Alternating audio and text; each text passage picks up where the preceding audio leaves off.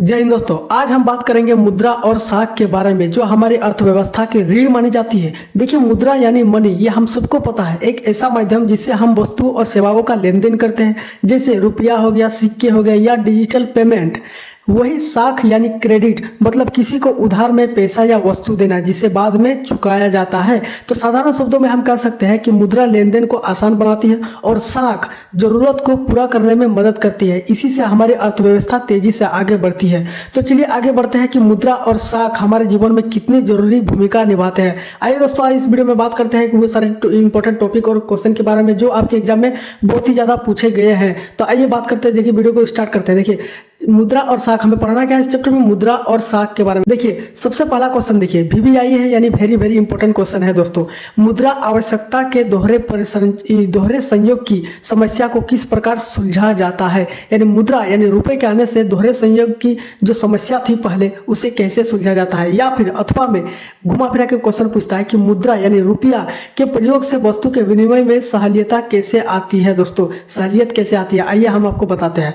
देखिए, यहाँ देखिए दोस्तों, पहले के जमाने में होता था, यहाँ पर कह रहा है कि प्राचीन काल में वस्तुओं का लेन देन होता है, वो वस्तु विनिमय प्रणाली के द्वारा होती थी। कैसे? प्राचीन काल में जो वस्तु का लेन देन होता था, उस समय पैसा तो नहीं था, लेकिन कैसे वस्तु का लेन देन होगा, तो उसके लिए दोहरे संयोग का होना आवश्यक था। यानी वस्तु के विनिमय प्रणाली होती थी दोस्तों, यानी अदला बदली होती थी कि अगर हमें गेहूं चाहिए तो वैसे व्यक्ति को मतलब ढूंढना पड़ेगा जिसको कपड़ा चाहिए। अगर उसको कपड़ा चाहिए और मुझे गेहूं चाहिए, उसके पास कपड़ा होना चाहिए और मेरे पास गेहूं होना चाहिए। तो ये सारी चीजें होती हैं यहाँ पर।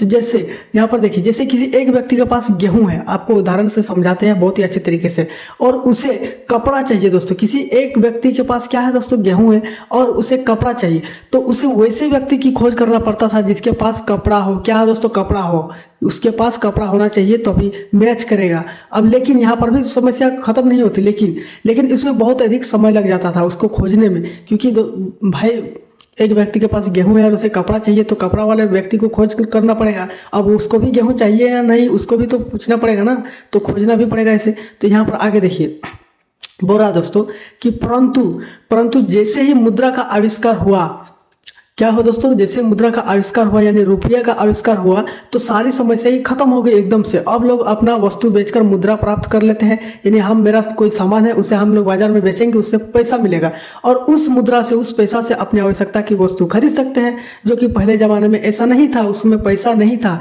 तो हम लोग कैसे खरीदते थे कि यही विनिमय प्रणाली के जरिए, यानी एक व्यक्ति दूसरे व्यक्ति को खोजेगा जो वो सामान को बेचेगा, या फिर ये जो सामान को बेचेगा उसे, तो अपनी जरूरत के हिसाब से उसे खोजना पड़ता था। तो ये इसमें टाइम काफी लंबा चल जाता है, लेकिन मैच करेगा भी या नहीं ये पता नहीं था उस समय। देखिए, अब आगे देखते हैं क्वेश्चन नंबर 2 की ओर। ये क्या कह रहा है दोस्तों कि देश के अर्थव्यवस्था में बैंकों की क्या भूमिका है। अब जो बैंक है वो देश की अर्थव्यवस्था में तरक्की में कैसे भूमिका निभाता है, उसी को हमें पढ़ना है। आइए आपको समझाते हैं। देखिए, बैंक लोगों की बचत को जमा रखता है। बैंक होता है दोस्तों, वो क्या करता है, जो लोग पैसा जमा करते हैं वहां पर अपनी बचत को सेविंग करते हैं। तो बैंक, यही काम है बैंक का। तो देखिए सेकंड पॉइंट, बैंक लोगों को कम ब्याज पर ऋण देता है दोस्तों। क्या देता है, ऋण देता है, कर्ज देता है, ताकि आप अपना काम चालू कर सको। कोई काम रुक गया हो तो, या फिर बिजनेस अपना स्टार्ट कर सको, कर्ज लेकर, बैंक से ऋण लेकर, वो भी बहुत ही कम ब्याज पर, यानी कम सूद पर। यहाँ देखिए थर्ड पॉइंट, बैंक लोगों को रोजगार प्रदान करती है। क्या करती है दोस्तों, रोजगार देती है। अब कैसे रोजगार देती है, मान लीजिए कोई व्यक्ति अपना काम स्टार्ट करना चाहता हो, या फिर स्टार्ट कर रहा हो, या फिर कोई घर बनाना चाहता हो, या फिर कोई अपना स्टार्टअप खोलना चाहता हो, तो उसके लिए क्या करना पड़ेगा, उसे बैंक से लोन लेना पड़ेगा और उसका कामकाज चालू हो जाएगा। तो ये सारी चीजें होती है। 4 नंबर पॉइंट देखिए, बैंक जरूरतमंद लोगों, किसानों और व्यापारियों को उधार देता है ताकि वे अपना काम बढ़ा सके। क्या दोस्तों, बैंक जो होता है वो क्या करता है, वो जरूरतमंद लोगों को, या फिर चाहे किसान हो चाहे व्यापारी ही क्यों ना हो, वे अपना काम को आसान बढ़ा सके, जरूरतमंद लोगों को ऋण देता है, कर्ज देता है, यही बैंक का काम है। अब देखिए, बैंक लोगों को पैसे बचाने की प्रेरणा भी देता है, जिससे पूंजी बनती है दोस्तों। बैंक क्या कहता है कि पैसे आप बचाइए और यही पैसा को आप बाद में पूंजी लगा सकते हो। यही सारी चीजें होती है जो बैंक अर्थव्यवस्था में भूमिका निभाती है, ये जो बैंक होती है। क्वेश्चन नंबर 3 को देखिए, क्वेश्चन नंबर 3 दोस्तों कि वस्तु विनिमय प्रणाली से आप क्या समझते हैं, इसकी कठिनाई का व्याख्या करें। जैसा कि हमने आपको पहले बताया वस्तु विनिमय प्रणाली के बारे में, लेकिन यहाँ पर अच्छे से हम लोग समझेंगे। क्या रहा दोस्तों उत्तर, देखिए वह प्रणाली जिसमें वस्तु के बदले वस्तुओं का लेन देन होता है। क्या, वस्तु के बदले वस्तु का। उस समय क्या होता है, मतलब इसमें यानी वस्तु विनिमय प्रणाली में आपको पैसा नहीं मिलेगा, मतलब पैसा उस समय जमाना था ही नहीं, पैसा का रुपया का जमाना था ही नहीं कि किसी वस्तु को हम लोग खरीद लेंगे और अपने जरूरत के सामान को फिर खरीद लेंगे या फिर उसे बेचेंगे तो सब पैसा मिलेगा। लेकिन ऐसा नहीं था पहले जमाने में। क्या करते थे, वस्तु विनिमय प्रणाली का उपयोग करते थे, तो उसमें लेन देन होता है, तो उसे वस्तु विनिमय प्रणाली यानी वस्तु का आदान प्रदान करना, वस्तुओं को क्या करना, विनिमय करना यानी बदलना। देखिए आगे समझिए, यहाँ देखिए दोस्तों इसकी कठिनाई क्या है। देखिए इसकी कठिनाइयाँ क्या है, तो दोनों लोगों की ज़रूरतें एक जैसी होनी जरूरी था, जो हर समय संभव नहीं था दोस्तों। दोनों लोगों की ज़रूरत एक जैसी होनी चाहिए, यानी किसी अगर मैं गेहूं बेचूंगा तो गेहूं खरीदने वाला भी होना चाहिए, लेकिन मुझे गेहूं तो हम दे देंगे, लेकिन उसके बदले हमको कपड़ा चाहिए, तो कपड़ा बेचने वाला भी होना चाहिए, तो जो गेहूँ लेगा और हम उससे कपड़ा लेंगे, तो दोनों का मैच होना चाहिए। ये सारी चीज़ें जो इसकी कठिनाइयों को दिखाता है। आइए आगे बढ़ते हैं। यह सेकंड पॉइंट देखिए, कह रहा दोस्तों कि वस्तुओं का सही मूल्य तय करना मुश्किल होता है। इसमें मान लीजिए कि कोई व्यक्ति क्या कर रहा हो, अगर किसी का भैंस है दोस्तों, अगर वो भैंस को अगर विनिमय प्रणाली मतलब मान लीजिए उसका भैंस है और उसको चाहिए क्या दोस्तों, मान लीजिए उसको चाहिए, आपको कपड़ा चाहिए, उसको क्या चाहिए, कपड़ा चाहिए, तो भैंस तो ज़्यादा दाम हो जाएगा कपड़ा से, तो क्या करेगा इसमें, तो इसमें वस्तु का मूल्य जो होता है, मूल्य सही रेट तय करना मुश्किल होता है उस समय के। देखिए जैसे एक गाय के बदले कितने किलो गेहूं दिया जाएगा, यहाँ पर गेहूं ले लीजिए आप, मान लीजिए कोई एक गाय है, उसको गेहूं की जरूरत चाहिए, तो ये फिर अपने गाय को देगा तो कितना किलो में देगा, ये भी तो होना चाहिए ना, क्योंकि गेहूँ हम लोग किलो में खरीदते हैं, इससे आटा बनता है, गेहूँ हम लोग किलो में खरीदते हैं, लेकिन गाय को तो हम लोग ऐसे मतलब ऐसे किलो करके तो नहीं, काट के तो नहीं बेच सकते ना, वो तो पूरा पूरा होता है एकदम। तो यही सारी चीज़ें कठिनाइयाँ इसकी है जो समस्या उत्पन्न करती थी। अब देखिए पॉइंट नंबर 3 में देखिए क्या था दोस्तों कि बड़ी या भारी वस्तुएं एक जगह से दूसरी जगह ले जाना कठिन होता था। यहाँ पर कठिन होता था, बड़ी या भारी वस्तु को एक जगह से दूसरी जगह हम लोग शिफ्ट करते थे, तो यहाँ पर ये समस्या होती थी। यहाँ पर देखिए कई वस्तुएं जल्दी खराब हो जाती थी, बहुत सारी वस्तुएं जल्दी खराब हो जाती थी, जैसे कि फल या फिर अनाज हो, ज़्यादातर हम लोग टाइम ज़्यादा अगर रख लेंगे इसे तो क्या हो जाएगा, ये सब खराब हो जाएगा, तो इसीलिए उन्हें ज़्यादा समय तक रखना संभव नहीं था दोस्तों। आगे बढ़िए क्वेश्चन नंबर 4 की ओर देखिए। क्वेश्चन नंबर 4 हमारा जो है वेरी वेरी इंपॉर्टेंट क्वेश्चन है, नोट करते हुए चलिएगा, बहुत ही ज़्यादा इंपॉर्टेंट क्वेश्चन है, मैं बता दे रहा हूँ आपको। कह रहा है कि देश की अर्थव्यवस्था में ऋण की क्या भूमिका है। ये जो कर्ज हमने आपको बताया कि ऋण की क्या भूमिका होता है, यहाँ पर देखिए आंसर देखिए दोस्तों, कह रहा है कि ऋण मिलने से व्यापारी और उद्योगपति अपना काम बढ़ा पाते हैं, आगे बढ़ा पाते हैं। अगर कोई व्यापारी हो, वो क्या हो दोस्तों, व्यापारी हो, और वो मान लीजिए कोई गरीब ही हो क्यों ना हो, लेकिन वो व्यापार करना चाहता है, स्टार्ट करना चाहता है, और कोई उद्योगपति हो, उसके पास पैसा नहीं है लेकिन वो अपना काम को चालू रखना चाहता है, बढ़ाना चाहता है, आगे बढ़ना चाहता है, तो वो क्या करेगा, दोस्तों ऋण लेगा, बैंकों से, बड़े बड़े बैंकों से वो ऋण लेगा। तो ये ऋण जो होता है दोस्तों, ये भूमिका निभाता है अर्थव्यवस्था में देश की। सेकंड पॉइंट देखिए, किसान खेती के लिए बीज या फिर खाद और उपकरण खरीदने में ऋण का उपयोग करते हैं, ये भी ऋण लेते हैं किसान वगैरह जो होते हैं।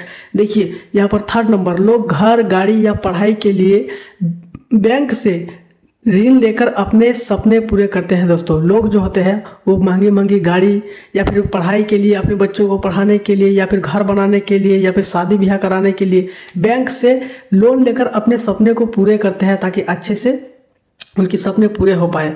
या 4 नंबर पॉइंट देखिए, जब लोगों और उद्योगों को पैसा मिलता है तो उत्पादन और रोजगार दोनों बढ़ते हैं दोस्तों। क्या, जब लोगों और उद्योगों को, बड़े बड़े उद्योगपतियों को जब पैसा मिलता है, ऋण मिलता है, तो उत्पादन और भी ज़्यादा बढ़ता है और इसमें रोजगार भी बढ़ता है, लोगों को रोजगार भी मिलता है। आइए आगे बढ़ते हैं।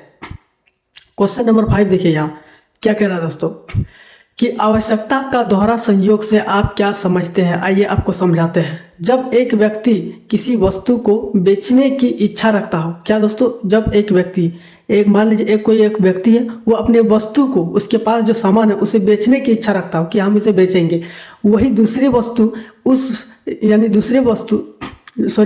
वही वस्तु दूसरा व्यक्ति यानी मान लीजिए कोई एक व्यक्ति है, वो अपना सामान बेचना चाहता है, लेकिन उसी सामान को दूसरा व्यक्ति खरीदने की भी इच्छा रखता हो या फिर मतलब इच्छा होनी चाहिए। अर्थात मुद्रा का उपयोग किए बिना ही, यहाँ पर देखिए मुद्रा का उपयोग किए बिना ही, यानी पैसा उस समय नहीं था, पैसा का उपयोग हम लोग नहीं करेंगे, क्या करेंगे, वस्तु विनिमय प्रणाली करेंगे।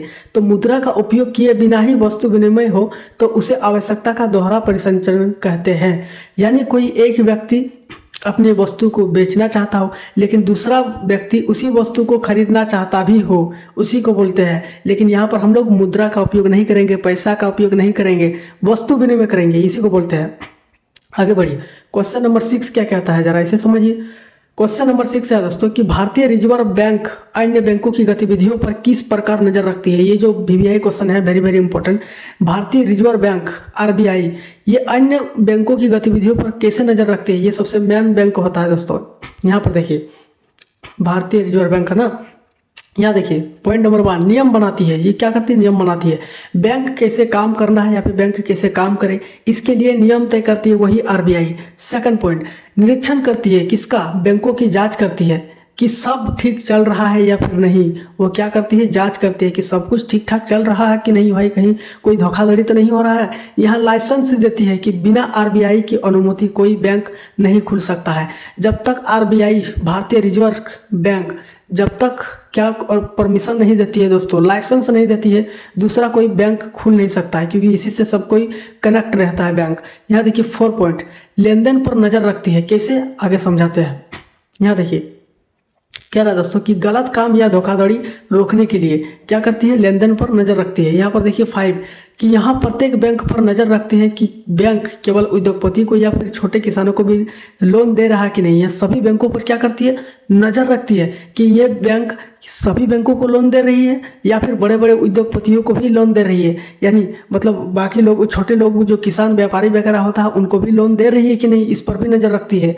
ये सारी चीजें होती है। आई होप आपको समझ में आया होगा। आगे बढ़ते हैं क्वेश्चन नंबर 7 की ओर।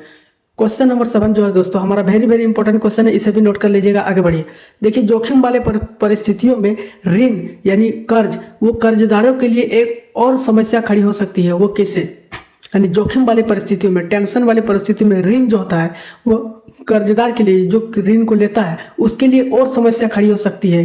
कब, जोखिम वाली परिस्थितियों में, पर कैसे, आइए आपको समझाते हैं। यहाँ देखिए उत्तर, कर्जदार अपने भाव बढ़ाने के उद्देश्य से बैंक से ऋण लेता है। क्या करता है, बैंक से ऋण लेता है, वो आगे बढ़ना चाहता है, परंतु जोखिम वाली परिस्थितियों में यह ऋण उनके लिए एक समस्या बन जाती है। कैसे, आपको समझाते हैं।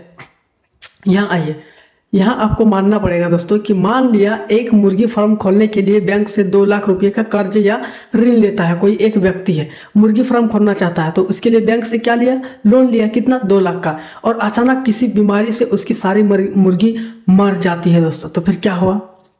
मान लीजिए कोई एक व्यक्ति है, वो पोल्ट्री फार्म यानी मुर्गी फार्म खोलना चाहता है, तो उसके लिए उसे पैसा चाहिए, कहाँ से लेगा, बैंक से लोन लेगा।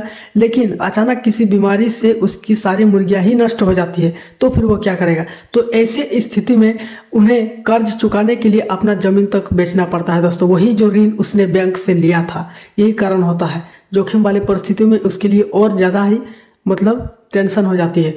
यहाँ पर देखिए, इस प्रकार जोखिम वाले परिस्थितियों में ऋण जो होता है वो कर्जदार के लिए और समस्याएं बन जाती है, यानी बहुत बड़ी समस्या खड़ी हो जाती है यहाँ पर। आइए क्वेश्चन नंबर 8 की ओर बढ़ते हैं। क्वेश्चन नंबर 8 देखिए दोस्तों, वेरी वेरी इंपॉर्टेंट क्वेश्चन है। ये क्या कह रहा है कि हमें भारत में ऋण के औपचारिक स्रोतों को बढ़ाने की क्यों जरूरत है। हमें भारत में जो ऋण है वो औपचारिक स्रोतों को बढ़ाने की जरूरत ही क्यों है। देखिए सबसे पहला पॉइंट, औपचारिक स्रोतों से मिलने वाली जो ऋण होती है दोस्तों वो सस्ता होती है, बहुत ही सस्ता होती है। औपचारिक स्रोतों से जो मिलती है ऋण, आप कह सकते हो बैंक से। यहाँ पर देखते हैं कि इसमें बैंक से लोन लेना सुरक्षित होता है, यानी अगर हम बैंक से लोन लेंगे तो सुरक्षित रहेंगे हम लोग। क्यों, क्योंकि इसमें सारा डिटेल वहाँ पर जमा रहता है, कोई भी धोखाधड़ी नहीं होता है, किसी के साथ भी फ्रॉड नहीं होता है। यहाँ देखिए थर्ड पॉइंट, इससे रोजगार बढ़ता है दोस्तों। क्या इससे रोजगार बढ़ता है, लोग लोन लेकर अपना काम भी शुरू कर सकते हैं और उसे इंस्टेंट लोन मिल भी जाता है। क्यों? बैंकों से। यहाँ देखिए 4 पॉइंट, ईमानदारी प्रणाली, सब रिकॉर्ड में रहता है, धोखाधड़ी नहीं मिलता, किसी के साथ धोखाधड़ी नहीं होता है। ये नहीं कि मुंह में बोल दिए जबान में, ऐसा नहीं है, सारा डॉक्यूमेंट्स बैंक के पास रहता है। आप कितना कर्ज लेते हैं, कितना इंटरेस्ट चुकाते हैं, कितना जमा करते हैं, निकालते हैं, ये सारी चीज़ें आपका रिकॉर्ड रहता है। तो इसमें ये एक ईमानदारी प्रणाली होती है। यहाँ देखिए 5, सस्ता लोन मिलने पर व्यापार और खेती बढ़ती है दोस्तों। क्या? सस्ता अगर लोन मिल जाए तो उससे व्यापार और खेती भी बढ़ने लगती है। ये सारी चीज़ें यहाँ पर होती है। आगे बढ़िए, क्वेश्चन नंबर 9 की ओर देखिए। क्वेश्चन नंबर 9 भी हमारा वेरी वेरी इंपॉर्टेंट क्वेश्चन है। चलिए नोट करते जाइएगा जितना भी हमने आपको बताया है। देखिए, क्या कारण है कि बैंक कुछ कर्जदारों को कर्ज देने के लिए तैयार नहीं होते हैं?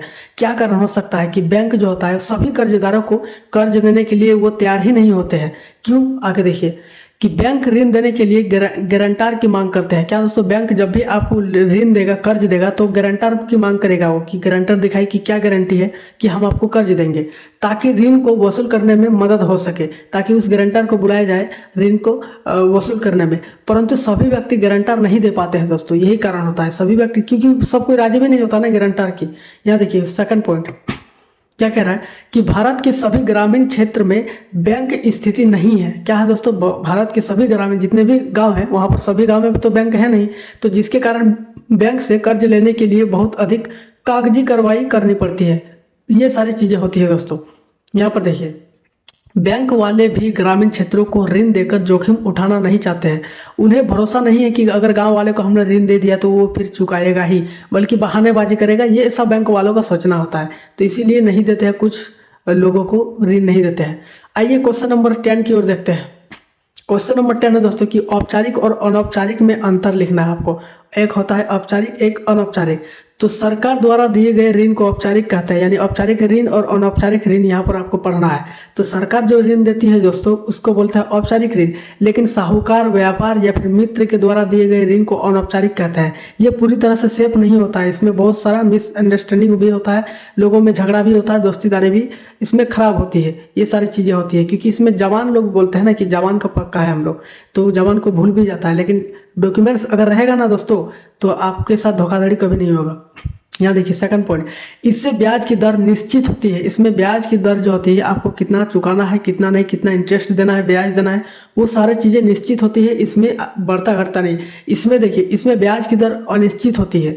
यहाँ देखिए, और औपचारिक में इसमें ऋण सस्ता ऋणदाता जो होता है, इसमें जो ऋण देने वाला ऋणदाता गारंटर की मांग करते हैं, जो ऋण देते हैं बैंक वगैरह, लेकिन इसमें ऋणदाता गारंटर की मांग नहीं करते हैं। ये कभी भी चुपके से भी ऋण दे सकता है किसी को भी।